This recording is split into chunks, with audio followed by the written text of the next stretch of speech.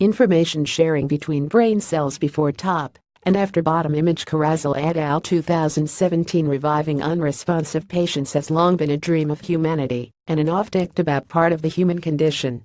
Maybe you've cried along with the movie Awakenings or had long conversations with relatives about what happens should you or they end up in the same position.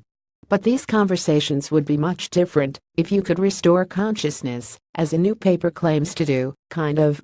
A French patient received a traumatic brain injury 15 years ago, putting him into a vegetative state. After stimulating a part of the brain, scientists were seemingly able to restore some of the patient's consciousness. But no, we're not quite at awakenings yet. A vegetative state is not a coma. Instead, the brain-damaged patient is awake but unaware and conscienceless. A paper in BMC Medicine describes the condition as only showing reflex movements without response to command. Put very simply, researchers are pretty sure the condition has something to do with brain damage altering how electrical signals travel between the inner and outer sections of the brain, as well as around the outer layer. Some patients recover from vegetative states, but others don't. The scientists hypothesize that perhaps stimulating the vagus nerve, the longest nerve connected directly to the brain, would help rewire parts of the brain and allow for higher levels of consciousness. They implanted a stimulator to the nerve and applied a current, slowly ramping it up over a month.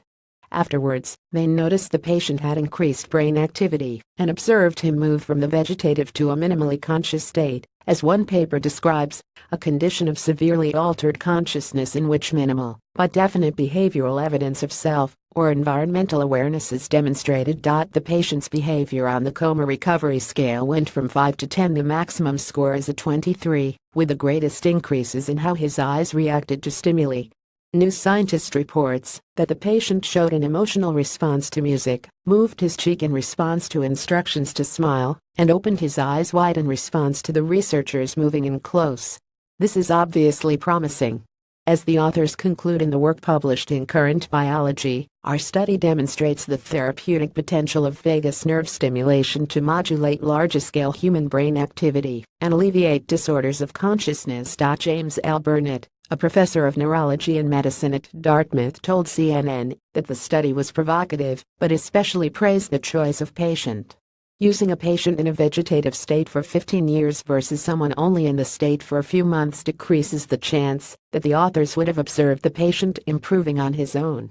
Burnett points out that every vegetative state case is different, and the vagus nerve stimulation might not work for every patient. Other researchers agreed with that sentiment. Vagal nerve stimulation may not be a general treatment. Its effectiveness depends on the nature of brain lesion, Georgi Bisaki, a neuroscience professor at New York University, told Gizmodo in an email. On the positive side, these are welcome findings, because vagus nerve stimulation is a relatively simple method. In principle, the nerve can be stimulated percutaneously as well. Therefore, it can be tested in other patients as well without brain surgery. But Bisaki thought that important details were missing from the new paper, and again reminded me that the patient is minimally conscious scientifically, not awake or conscious by a regular person's definition of the word.